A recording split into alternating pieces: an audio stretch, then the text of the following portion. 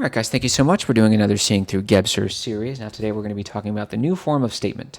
So, irrationality is obviously distinct from rationality, and we need new concepts in quotes. Of course, don't take that too seriously because that belongs to the mental structure. And new words to explain, new symbols, if you will, to explain these new signifieds, these new symbolized. We need new words to explain these new concepts, and that's kind of what we're going to be going into today. Now, it's going to be pretty vague. I don't want you to think that it's woo nonsense. You're going to be hearing a lot of words that are weird, and it sounds like a bunch of ridiculous nonsense that a bunch of dumb hippies made up. It's not. I hope Gebser has proven that that's not what this is. Don't feel like you need to get all of this in this one video. This will all be fleshed out. Remember, this is outlines that we're going to be fleshing out. And don't be discouraged because you think this is going down some dumb hippie route. It's not. So without further ado, let's get into it. Gebser writes, while the first part of this work was to a certain extent a setting or positing, the second part is an upsetting or displacement. The new perception of reality presupposes that the fixations, rigidifications, systems, and materializations which made up the deplorable state of the last century must first be upset. That's pretty funny, the deplorable state of the last century. I mean, he's not wrong.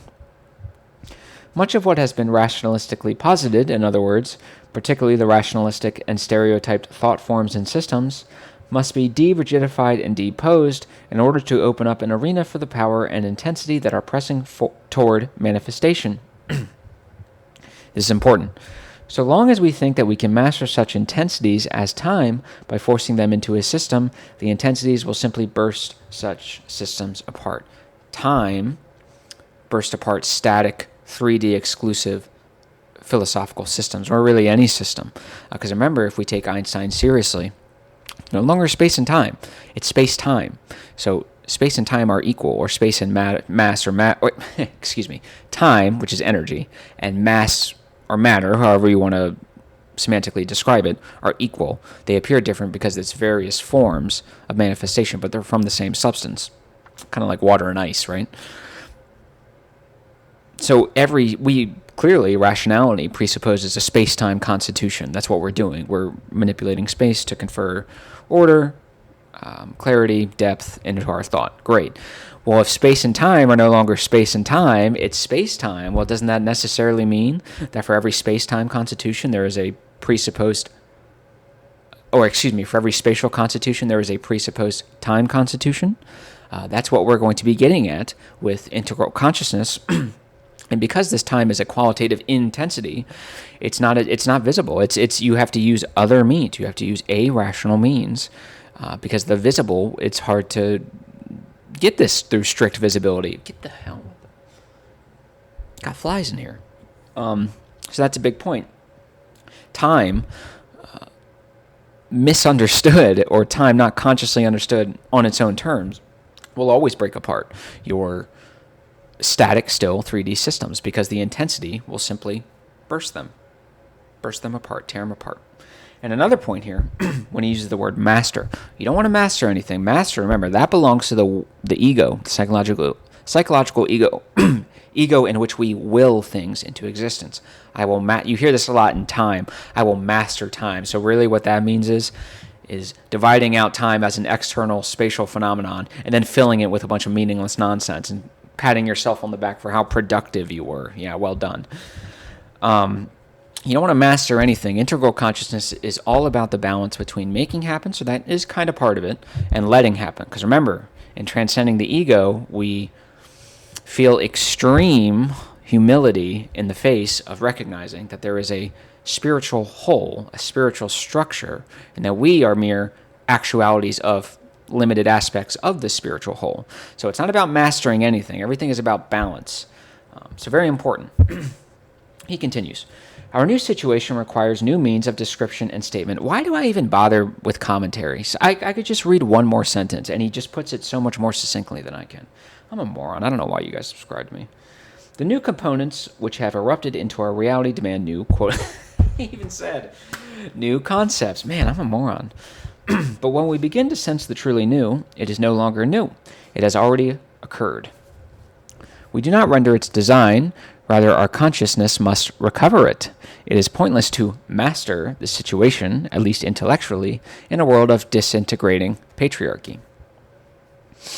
But we can face our situation in a humane way and supersede it by becoming conscious of our entire humanity, as well as by clearing away all of our self-constructed obstructions and conceptions which run counter to the new before they, and this also means us, are done away by the new. So when you see these new manifestations of irrationality, aperspectivity, new in the sense that it doesn't follow the rules of rationality, well, then it kind of raises a question, like, is there a universal validity of rational philosophy? Gebser says no. This urgent necessity, why does Gebser say no? Because it's ultimately a projection by the ego, and obviously a very useful one, obviously that has conferred a strong or large amount of success, if you will, for lack of a better term, or efficacy. But new structures mutate. I don't know what to say. Things change. This urgent necessity was perceived and described shortly after the French Revolution by two great figures, Novalis and Hufeland, Hufeland. The words of Novalis speak an unequivocal message. Now, if you follow my Kill Rationalism series, you know I've discussed this before. This is really great. Excuse me. All right, here's the stanza. When number and numeral cease to be a power over the creaturely, when lovers and the poets, far more learned than the scholars are, when world to free life can return, and to itself again adjourn, emphasis on itself, where light and shade conjoin once more to the true clarity of yore, and tales and poetry provide to real-world history the guide, then can one cryptic word commence to drive the topsy-turvy hence. Beautiful. Do I want to run through and interpret it now, or do I want to let Gebser? Okay, I'll just do mine real quick. Just know I'm not a freaking poet guy, okay? I don't intelligently interpret poetry, but let's give it a shot. Why not, right? When number and numeral cease to be a power over the creaturely, so that's obvious, right? Number and numeral, that's set representative systems, abstract concepts, and systematizing, that's obviously, and more importantly, quantifying, right? Quantifiably measurable, consciously known, into fixed entities.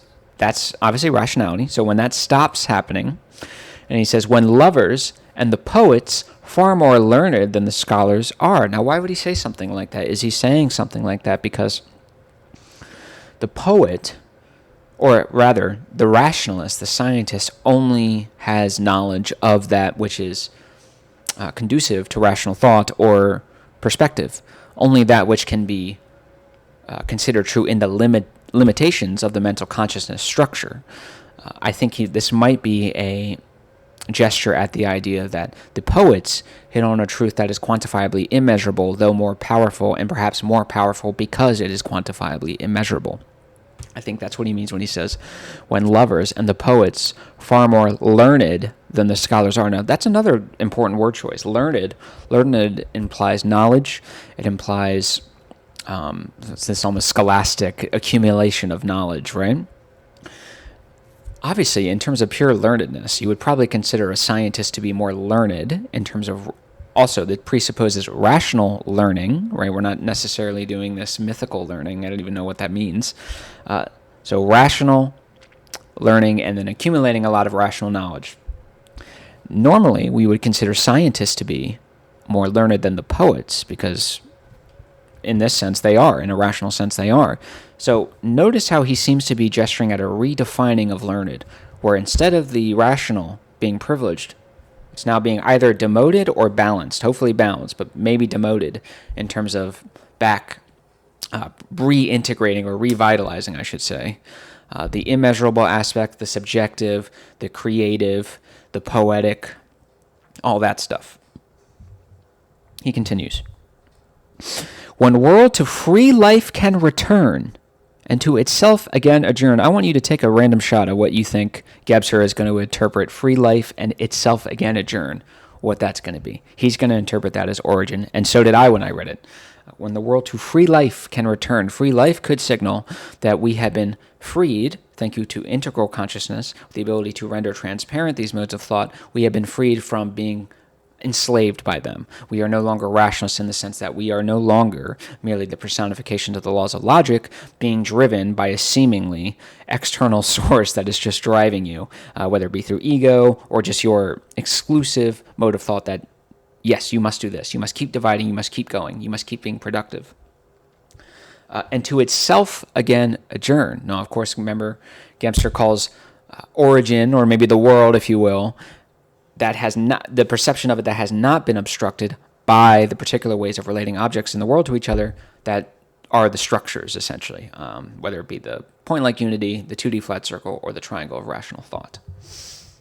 This is important, where light and shade conjoin once more to the true clarity of your. First of all, obviously, we have light, we have shade.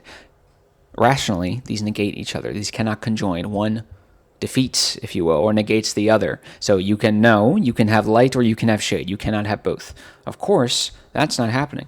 He's saying where light and shade conjoin. Now, I don't want to spoil, but I'm going to. Later on, he says that the definition of systasis, what systasis really is the conjoining of parts into an integral whole. So notice how he didn't say a complementary pole there. He said a conjoining. That's integral, baby. But they will conjoin once more, meaning they will be unified in an integral way rather than this magical, deficient pre-rational unity. They will be unified from a more conscious perspective. Into the true clarity of your. That's diaphany. That's this, the world being rendered diaphanous or transparent, and then origin, or essentially a truth is imparted to you from some source that you frankly can't really rationally account for. So, and then he says, and tales and poetry provide to real-world history the guide. This is another play on the idea where we're reasserting the importance of the soft forms of truth, the subjective aspect. It's important. It is not everything, obviously, but it should have a covalidity with the objective. And then can one cryptic word commence to drive the topsy-turvy hence? I think it could be taken literally as in a word that is spoken to someone who has done the work to allow his consciousness not to be a rationalist, essentially, and just kind of rationalize it away, and he can he can confer a deeper spiritual truth from this word. That could be it, or it could be one cryptic word could just be a new mutation of consciousness, right? One cryptic word can commence to drive the topsy-turvy hence, because it's speaking to that extreme impact that these consciousness structures have. All right, enough terrible poetry interpretation. Here's what Gebser. Why don't we get to some good interpretation by Gebser? These verses express that, quote, the world can return to the free life, unquote, of origin at any time, which is not to be understood as a retrogression, but as a reinvigoration, so that it can place itself into the quote-unquote true clarity where all creatures are no longer under the sway of number and numeral, the quantified and rationally systematized. This is nothing less than a description of what we have called the aperspectival world. There you go.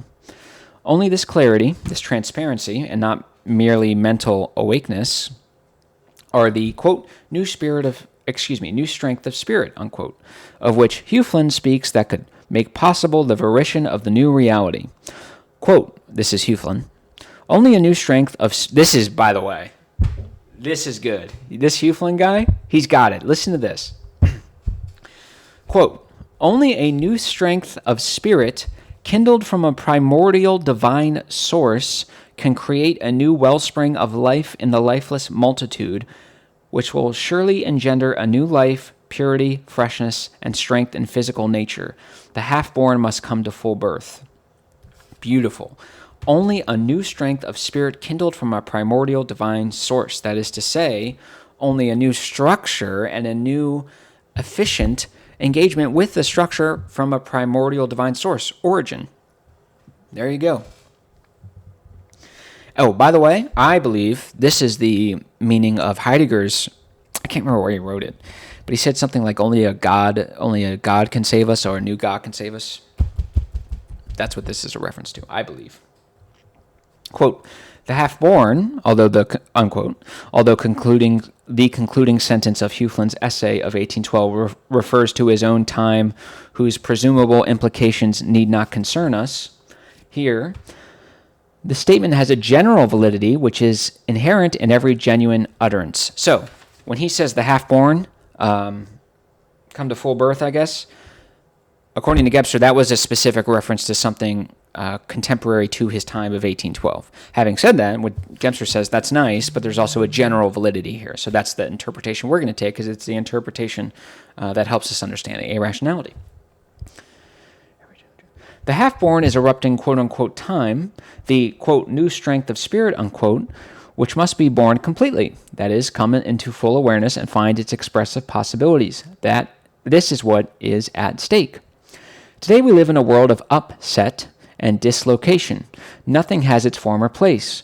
During the last 200 years, our world has slowly and irrevocably broken apart. Religious ties, the old and secure social structure, the security of a craft tradition, the political structures of nations, even continents. The world, to be sure, cannot shatter, but space can. The perspectival, spatial world, the spatial construct of our thought, which we imagine to be the real world, and which began to distort the genuine world just when there was a new reality to be achieved. So everything was fine when 4D consciousness was not a thing. But once it starts to get into the non-conscious, whatever you want to call it, then we get problems, because now it's starting to tear apart our systems here. Let's see. But why did this world break apart? Why did the masses usurp the place of the individual? Why did man lose the last traces of dignity and become an object? Why did he lose his last vestige of security and become transformed from a self-sufficient and vouched-for citizen into an exposed, alienated, and disinherited being in a groundless vacuum, a being that has been thrown? Beautiful. That's obviously a reference to Heidegger. Beautifully said, right? Because the spatial world which afforded him security and stability broke apart, and because he has also not yet learned how to master the powers that initiated this breakup, and also because these powers are still half-born inasmuch as they are already imparting themselves in truth, but man is not yet awaring them. In other words, because man today is not yet conscious of the powers pressing towards his realization. So, irrational truths are imparting themselves to you. I don't know if I could say like every day or anything like that, but you're just not aware of what's happening because it's not rational. So you don't really take it into account. It is. A lot of this is just beautifully written, isn't it? It's just beautiful. The fundamental strength or intensity, which is the theme of the new mutation, must therefore come to awareness. It can enter awareness only on the one condition, that we work out ourselves the mode of articulation which will give it the requisite clarity. Our attempt can only be inceptual or precursory inasmuch as we are today in a transitional period burdened by the proximity of deficient attitudes. To state this another way, which will lead us directly into the problematics of the situation, a strength or intensity cannot be brought to consciousness by thinking alone, since thinking knows only spatial sequentiality. Excuse me. Let me try that again. A strength or intensity cannot be brought to consciousness by thinking alone, since thinking knows only spatial sequentiality. The new strength of spirit with which we have to do here is achronic. A-C-H-R-O-N-I-C. There is no A space chronic. Achronic. It cannot be temporalized, for it is time-free, and this means that it is also space-free. Excuse me, I'm sorry, my girlfriend just brought me food. None of the previous thought systems can make this strength of spirit perceptible. What means, then, are required to achieve its valid and clear perceptibility and to create a language appropriate to its essence. We have already remarked on the fact that phenomena of a quote-unquote temporal character cannot be encompassed in quote-unquote time or... Oh, excuse me. I missed the sentence. Let me try it again. We have already remarked on the fact that phenomena of a temporal character cannot be encompassed in categorical systems. In categorical terms, the various manifestational forms of quote-unquote time are incompatible. No rational methodologist will concede that energy, dynamism, motion, intensity, motoricity, work, latency, etc. belong to the same system, particularly as each of these manifestational forms can be integrated vitally, psychically, or mentally according to its respective manifestational locus, and it would seem to run counter to any rational order to consider, say, psychic energy and motor energy as being inseparable. Beautiful. Just so beautifully put. If we do not decide to risk, quote-unquote, upsetting some persons and things and indicate the inadequacy of systems with their categorical rigidities, we will not be able to approach the new world reality. Something with a temporal character cannot be spatially fixed. It cannot be fixed or prescribed in any form, and if we attempt to do so, we change it by measurement into a spatial quantity and rob it of its true character. So this is the rationalist integral kind of theory, if you will, where they only view it as a spatial enrichment. They essentially view time and they incorporate it into one of their systems, but they don't understand. They spatialize it metaphysically, essentially. They don't treat it, they don't understand it on its own terms. They would never think about what he just said, right? So when he listed all those things, energy, dynamism, motion, intensity, motoricity, work, latency, no rational person or rational methodologist would ever rationally consider these to be really connected at all. And like he says, especially since these can be explained based on their psychic constitution structures. Having said that, in terms of time as it is, that is to say, time unobscured by the rational projections and all that is encompassed by it, manifests in all these different ways. So it's not, the problem is not with time. The problem is not with the irrationality. The problem is with rationality. Rationality cannot understand this irrationality. And so it tries to systematize it, and then it fails, and then they go, look, this is bullshit. No, you have failed to muster the intensity of consciousness to understand it on its own terms. You have not properly stepped back enough from rationality and truly concretized its limitations. And that's what he's getting at here. So if some rationalist comes up to you and it says, that doesn't make sense because my categorical system, there's no rational connection here, that's a sign. That's when you say that's your problem. That's not my problem, my friend, because this is just how it manifests. I don't know what to say. Is what it is. This is a clear indication that the qualities of time which are today pressing toward awareness cannot be expressed in mere categorical systems. I'm going to skip a few paragraphs. Such reservations imply merely that the new form of statement must not be one which could elicit a unification via relationships, a theory of correspondences or other relativization, or a dualistic or causal dependency. These three forms of realization are achieved, as before, by the magic, mythical, and mental attitudes. The new form of statement must be one of integration. So what we're not going to be doing is reverting back to 3D rationality, 2D polar irrationality, mythical complementarity, and the 1D magical stuff. That would be exactly that, a regression. There might be a limited validity to some of this stuff. I'm not saying in literally no circumstances can you view things, but we have to make sure we're going forward, not backwards. We are speaking advisedly of quote-unquote forms of statement here and not of forms of representation. This is good. Only our concept of time is a representational form, bound, like all forms of representation, to space. The search for a new form of representation would give rise to the error of establishing a new philosopheme at the very moment that philosophy is coming to an end. And this must be emphasized. The age of systematic philosophy of an individual stamp is over. What is necessary today to turn the tide of our situation are not new philosophemes like the phenomenological, ontological, or existential, but etiologemes. ETEOLOGEMES. Etiologemes. Etiology must replace philosophy just as philosophy once replaced the myths.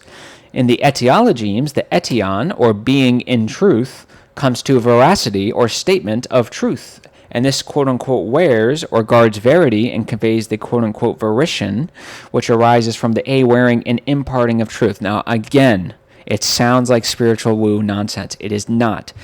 when irrational truths are imparted to you, that's all he's describing. That's all he's describing. So when Goethe was irrationally searching for the qualitative immanence of the horse, which he eventually found was movement, eventually, by keeping out of the rational stuff, the truth was imparted to him in a moment where time intensified into an epiphany. And that's what it is. It's movement. Okay, that's all he's talking about. It has nothing to do, as opposed to the rational deducing and representing and abstract concepts, the systematizing, where instead of truth being imparted to us, we are now deducing truth actively. That's 3D stuff. 4D stuff is imparting to you.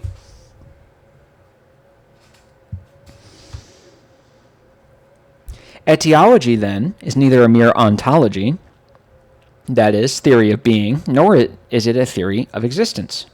The dualistic question of being versus non-being, which is commensurate only with the mental structure, is superseded by etiology, together with the secularized question as to being, whose content, or more exactly whose vacuity, is nothing more than existence. I'm going to read that again for some of you philosophy guys.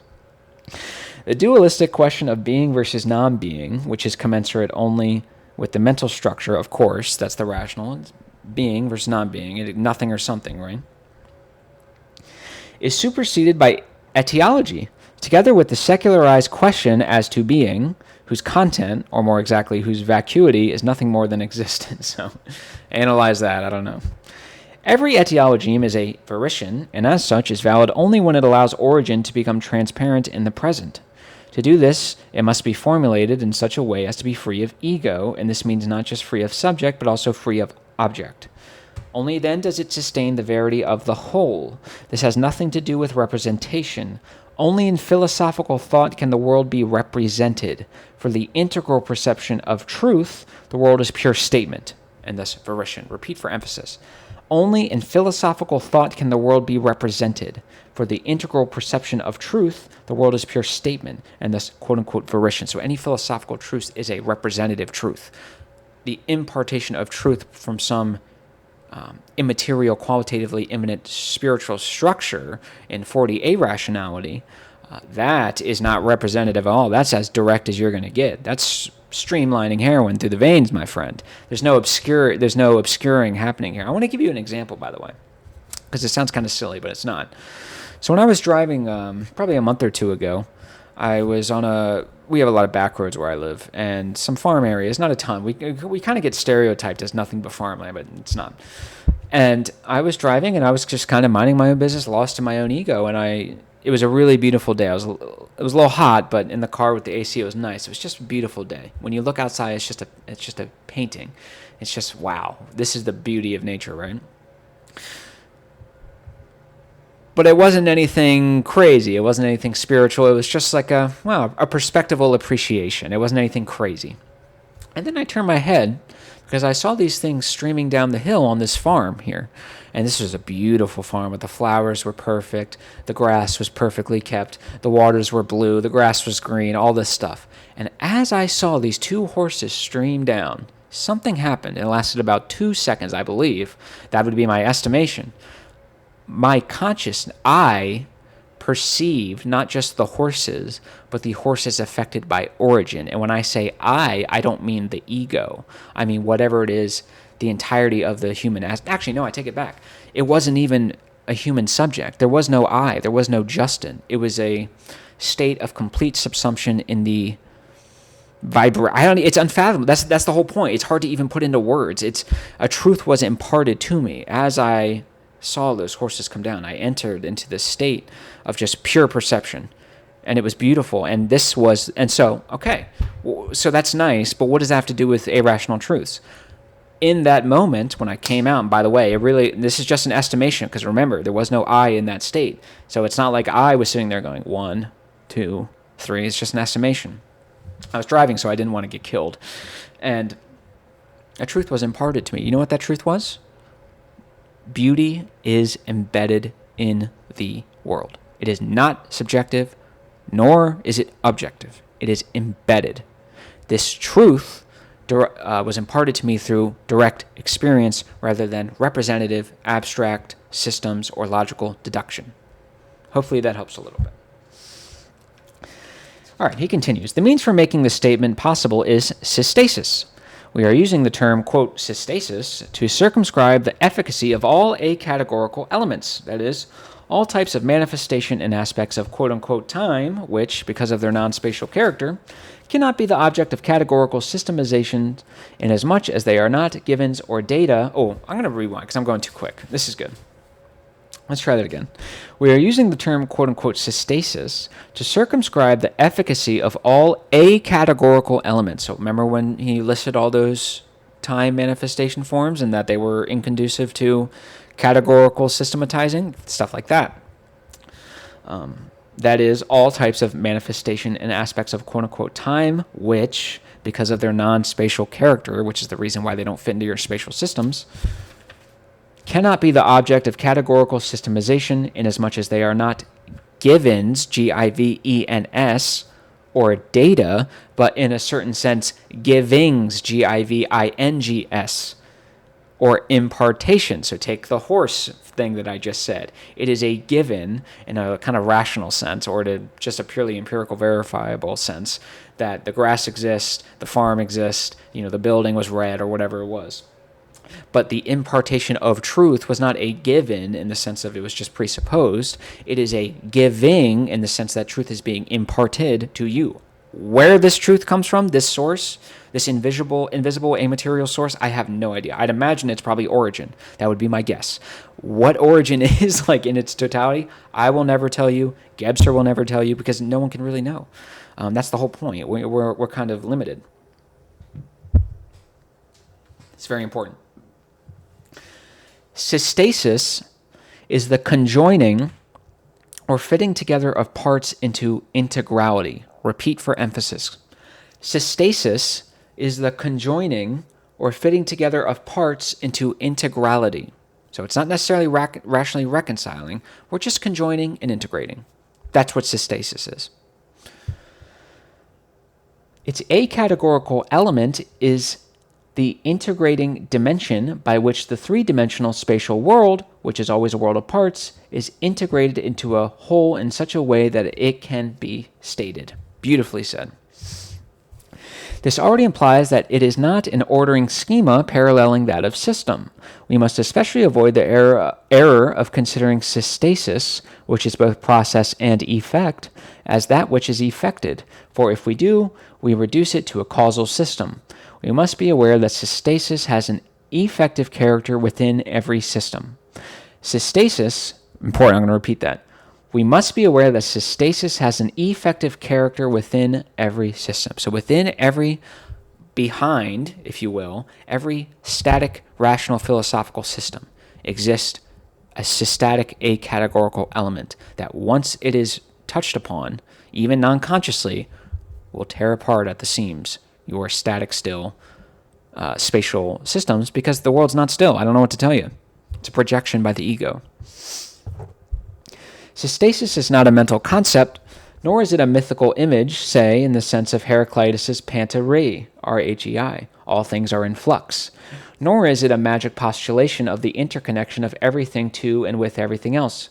And finally, it is not integral, but integrating. Because systems are static abstractions of only passing or momentary validity, every system is lifted out of its isolation and concretized when we become aware that the principle of transformation renders illusory all so-called ideal quantities and destroys all fixities. I don't know why I didn't look that up before this. Philosophy guys, help me out with what an ideal quantity is. By recognizing the effectuality of what we have defined as acategorical systasis within every system, we are able to replace mere mental synthesis by integral synaresis. Synaresis, I'm going to spell it. I don't think I'm pronouncing it well. This is kind of killing me. My goodness. Synairisis. So synaresis is essentially just irrationality. It's just integral content. It's the mode of consciousness that allows you to recognize systatic elements. Planck's quantum of action, chronogeneity, the unconscious. We'll get into that. We haven't touched on that yet. That's later in the book. So don't get confused. Like, how does that... We'll explain. Don't worry. But the point is it's there. Psychic energy is another example. Okay. So syneresis fulfills the aperspectival integrated perception of systasis and system. So now that you're picking up on these acategorical elements, these systatic elements, if you will, now all of a sudden you can, through syneretic, which is this sort of irrational perception, conjoin these, or kind of, I want to describe it as an aspatial systematizer, but I'm worried he would jump out of the book and like choke me out if I said that. So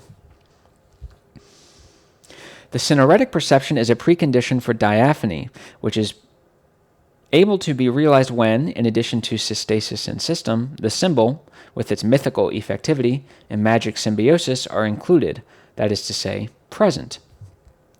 The task which the new mutation poses for us can be resolved only if we supersede the purely mental, spatial world of systematic thought. We achieve this by recognizing the validity of systasis and moving the efficacy of the non-categorical elements into the sphere of perceptibility. Beautifully said. So what is the whole efficacy of systatic? What is the effective use of systasis? As he says, in moving the efficacy of the non-categorical elements into the sphere of perceptibility. So rationality takes care of all the categorical elements, all the spatially fixed and representative elements that can be categorized. Great. Systasis acts in conjunction with rational thought to further it and enhance it by also bringing to conscious perception, acategorical elements of the world, whether they be invisible and only understandable through mathematical formula, whether they be something that we can clearly see affects our world, like the unconscious, but we can't really put it on the table, or very easily rationally systematize it, stuff like that. Systasis is the means whereby we are able to open up our consolidated spatial consciousness to the integrating consciousness of the whole. This integrating consciousness enables us to perceive and presentiate the integrity or integrality of the whole. In the process of consolidating space consciousness, man has precariously placed himself at the outmost reaches of all manifestations. So this is a problem with rationalism. We've imposed too much space between not only us and the world and our subject and object, but also between the mental structure and all the other ones, because we've been privileging it. Of course, the space doesn't actually exist. It just kind of appears that way because these are a whole, but that is to say the intensity of the mental structure has gone way, way, way too far up. He brought about, he being space consciousness man, mental man, rationalist, he brought about the isolation of the human, leaving it with only matter as its valid support. Today, the attachment to this consciousness structure and the desire to persist in it have led to those deficient results we have termed the rational deficiency of the mind. It is a process of rigidification which still continues. In this process, consciousness increasingly empties itself of the quote-unquote time it has negated, time as an intensity, which, as a result of this attitude, itself becomes a lifeless spatial component. So the intensity of time tears apart, remember, like I said earlier, the static 3D spatial systems, right? Time intensity is always moving. There's always some sort of temporal succession here, right? There's always a movement. And, hold on, let me see. So if time, if you will, which I think Gebser is making the argument, as an intensity sort of loosens up, if you will, these set, static, rational, philosophical systems, then I think it makes sense that if our consciousness receives this intensity, which spurs us towards movement, which this movement would then tear apart the static spatial systems we've set up, if we negate that, if we reject that, well, we've lost that movement and that intensity that would lifen up or loosen up and provide energy to our systems. So now they're going to become further and further spatialized, which is to say they're going to become further and further consolidated and more rigid, which means rationalism is just going to go worse and worse and worse, and there's going to be less of a chance for people to kill their rationalism because it's just too rigid. And the quantified motoricity of the machine and its lifelessness are in turn merely another expression of the spatialized concept of time. I used to work in a factory. Hearing the constant chugging, it's soul-destroying. It's hard to put a pin on why from a rational perspective. But I guess what Gebser would say is it's a misapplied value. You've you've gone too far in space. You're only using time to conquer space, but space has proven deficient at this point. It needs to be intensified. The superannuated spatial world will break apart just as everything that becomes lifeless and rigidifies breaks apart. The process of disintegration of which we are contemporary witnesses will take on various forms. Deformities which will engulf the entire earth and mankind with unprecedented degrees of terror before the turn of the next century. Hold on. If the spiritual strength that is new to us has not been perceived until then, the suffering and anxieties of our day will have been in vain. The longer we treat acategorical elements as if they were categorical quantities, the longer we delay the awakening of consciousness to the new mutation and imperil ourselves by courting falsified intensities. This is interesting. A slight criticism here, because he says, the process of disintegration of which we are contemporary witnesses will take on various forms. Deformities which will engulf the entire earth and mankind with unprecedented degrees of terror before the turn of the next century. Now, it's 2025. So he's like probably wrong about this. So he is kind of making like a doomsday prediction here, I think. Or at least something like that. I don't think he's wrong in the sense that I unfortunately do think that is coming. Remember what happened. So the ancient Greeks were the pre-perspectival, the first ones to really showcase a differentiated rational thought. And then what happened after that? We had the Dark Ages. The Dark Ages were terrible. We had deficient irrationality, deficient pre-rationality, and no efficient rationality to defeat these. Same thing could happen here. We have a pre-integral phase from modernity on. And now we have the integral phase proper, which I think is evidenced by the internet. The new medium. Remember, the medium is not only the message, but comes after the message. So he is, I think, obviously kind of wrong. I mean, I'm sitting here talking. Nuclear bombs haven't gone off yet. I mean, if they had at this point, they'd already gone off. This is 1955. So I think he's generally right. I just think his timeline was wrong. And I think that's kind of obvious, but interesting. This is interesting. Intensities, unless we mistake them for pressure and tension, are not measurable. When we measure them, we fragment them, and even such fragmented residual intensities, like the concept of quote-unquote time, are sufficiently virulent to disintegrate the spatial edifice whenever we incorporate them as a misunderstood fourth dimension into our three-dimensional world system. So I think this is a reference to two things. Two things that we're not going to cover here, but we'll cover in later videos. When we measure them, we fragment them. I think this is a reference to Schrodinger. I think this is a reference to quantum mechanics. And he says, whenever we incorporate time as a misunderstood fourth dimension, I think that's a reference to this idea of the physicist incorporating time as a mental time, that is to say, time as a divider and partition, or divider, partitioner, and severer. The problem is space is the domain of division. So when you add another dividing element, a process of decay and renewal perpetually takes place until space expands and it just simply breaches its limits, and then we get all these terrible climate change stuff. So great. Such deeds are only a negative response to the task placed upon our consciousness. Rather than becoming ourselves aware of time, we allow quote-unquote time to overpower us, and instead of achieving temporal clarity, ultimately a form of time freedom, we fall victim to the intoxication of time. So here's another point. When people point you to, let's say you're convincing a rationalist, and they're starting to see what you're seeing, and they go, okay, well, let's say, look at this technology that was built on, let's say, Schrodinger's cat, this sort of quantum mechanics, which you guys don't understand now. We'll explain later in this series. This is an according to you, let's say they say this, Justin, this is an rational manifestation, correct? And I'll say, yes, good job for getting it, yes. And then you go, but look at this terrible technology or policy or whatever based on this irrational idea of seeing the world. How do you say this? And that's exactly what I say. I say, it's usually a misapplied value. We have a bunch of rationalists who don't really understand what's going on. We have very few people who actually do kind of understand what's going on. And we have centuries of our understanding of time as mental time, that dividing and severing agent. So it's not that simple.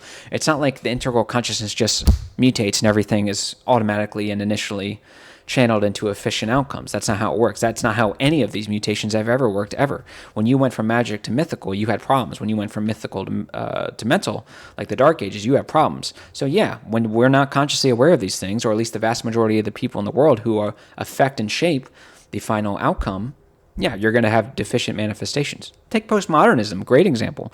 I've realized now postmodernism is working with a lot of irrational stuff, but because they're vindictive and they're not that bright and they don't know what's going on and they have bad souls, it's this completely deficient, terrible system that just destroys everything and is leading us off the cliff. No, we can do it effectively and efficiently. But yeah. Let's see. Instead of achieving temporal clarity, ultimately a form of time freedom, we fall victim to the intoxication of time. For today, it is the intoxication with time, the mirror of our time anxiety, which dominates us. Mass production by the machine, the artificial acceleration of atomic decomposition on which the atomic bomb is based, and the breathtaking pace of city life. And we have apparently forgotten that breath is the essence of our early life. So this is why people in the city are so depressed. Everything is happening at a breathtaking pace, which is evidence of a misapplied value. When you use time only to conquer space, airplanes, cars, whatever, helicopters, people in the city moving faster than they should or normally would, it's breathtaking. But breath is the essence of life. So you're killing yourself, essentially.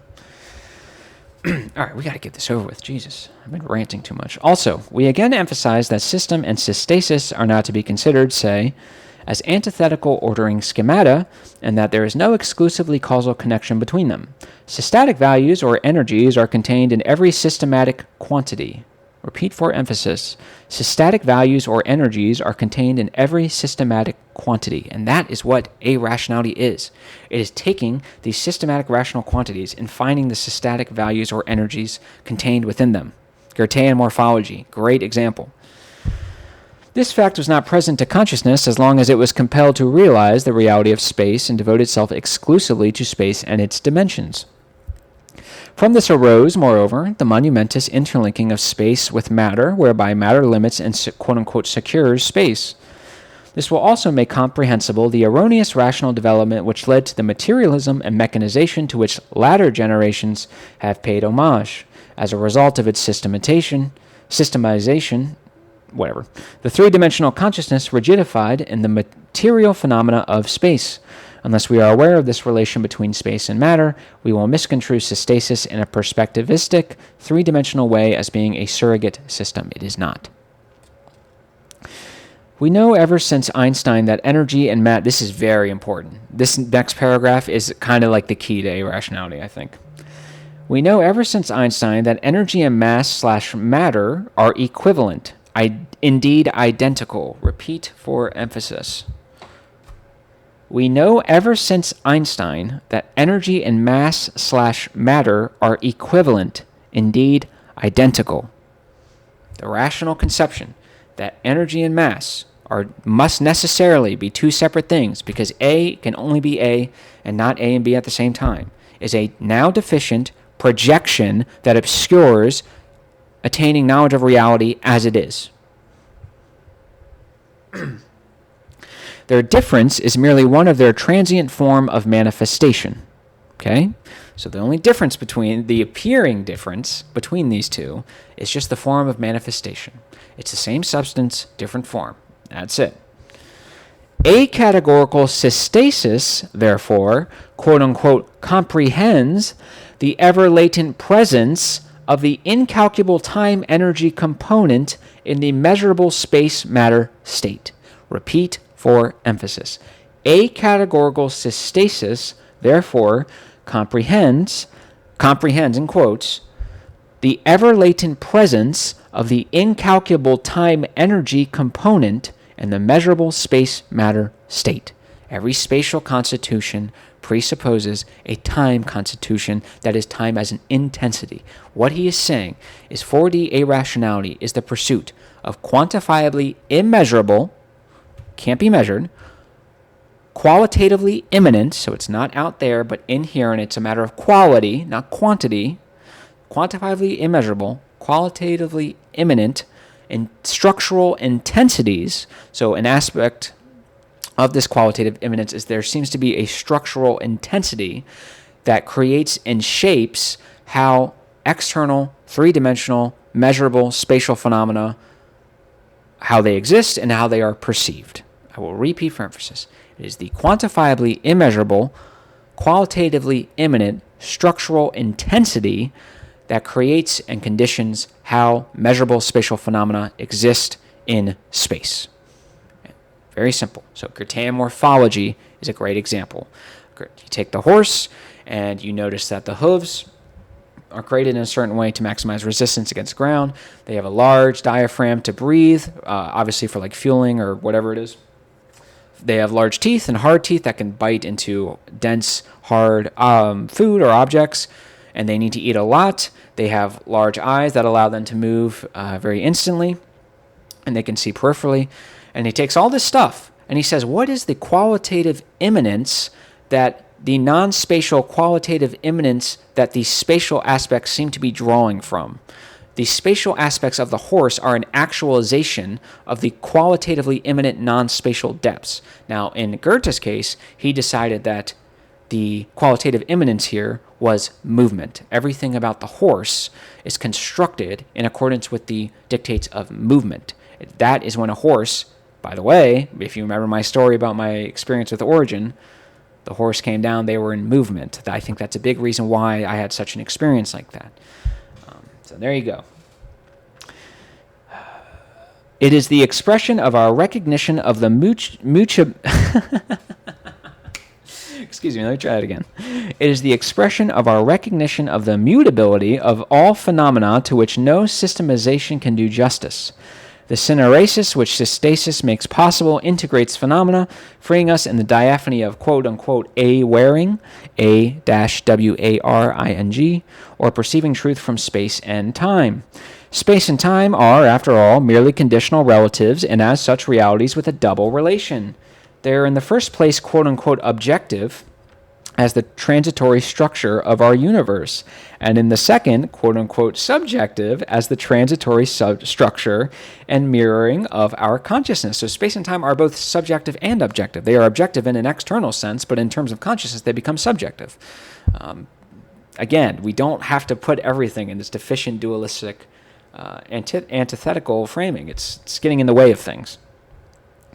This transitory character refers us to origin, which, with respect to consciousness, becomes space and time free when we fulfill and complete syneresis, the aperspectival imparting of truth.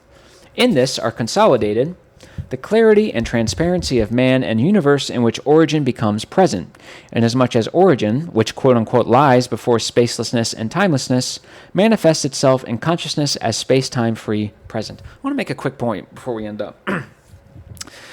My experience of origin with the horses and the truth that was imparted to me. Notice that truth would never, ever, ever come through any philosophical system ever. Any 3D abstract or rational philosophical system. Integral truths arrive not just from thought and intellect and the rational domain of abstract conceptualization, but they emerge from experience. They emerge from experience. Like I was experiencing the horse, not closing my eyes and thinking about it, right? Now, thought was kind of present. It pulls on that thought. Origin pulls the totality of you, all of the structures. So it is in there technically. But you're never, ever, ever going to come to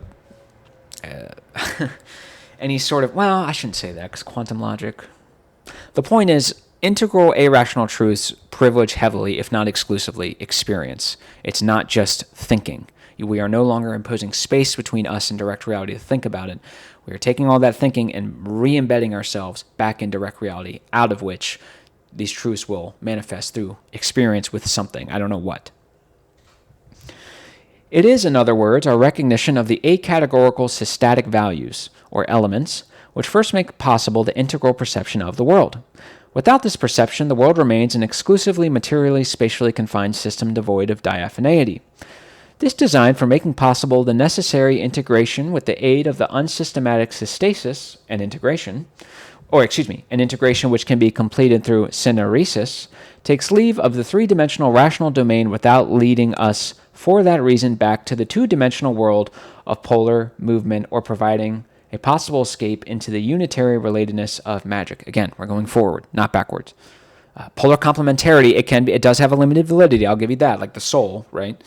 But once you start to rationally resolve or reconcile things through polar complementarity, it can work, but not always. That might be a sign of going backwards. The new form of statement based on systasis and syneresis, which retains the efficient covalidity of symbiosis, symbol, and system. So let's try that again. The new form of statement based on systasis and syneresis, which is to say the new form of statement based on irrationality, 4D integral irrationality, which retains the efficient covalidity of symbiosis, symbol, and system. Well, what's that a reference to? Symbiosis, magical unity. So 4D irrationality claims to retain the efficient covalidity of the magic structure. Symbol, every efficacious symbol truly is 2D polar. That's obviously myth. The mythical structure, and system, that's obviously a reference to the mental structure. So in a spatial enrichment sense, we retain the efficient aspects of all these and balance them into a covalidity. Simple. Which retains the efficient covalidity of symbiosis, symbol, and system, is a form of expression and realization that renders perceptible the content and principal motif of the new mutation, while at the same time consciously fulfilling its impartation of truth. That is a beautiful way of putting it. My goodness. I'm going to actually read it because I kind of stopped there. I interrupted it to explain. Let me try one more time, then we're done the video because this is way too long. The new form of statement, based on systasis and syneresis, which retains the efficient covalidity of symbiosis, symbol, and system, is a form of expression and realization that renders perceptible the content and principal motif of the new mutation, time as an intensity, while at the same time consciously fulfilling its impartation of truth. Absolutely beautiful. So that'll be where we are today, and I hope you guys thought this was good. What else is new? Keep your eyes out. I'm trying to organize a cool video for you guys, and I think you guys will enjoy it. I think it's kind of a meeting of two different worlds that are different but also incredibly similar at the same time. So I love you guys. You guys are the best. Let's see, what do we have next here? The nature of creativity, baby. So now we're going to be talking about time as an intensity in relation to creativity, and then we're also going to be going through poetry and stuff too, because poetry does signal irrational inceptions as well. It's not just the sciences or logic. It's all things. So love you guys. You guys are the best. I hope you guys enjoyed this and learned something, and I will see you soon. Don't be discouraged with all the new words. Don't think that this is just some irrational bullshit nonsense that your idiot neighbor would do with their namaste. That's not what this is, okay? Love you guys.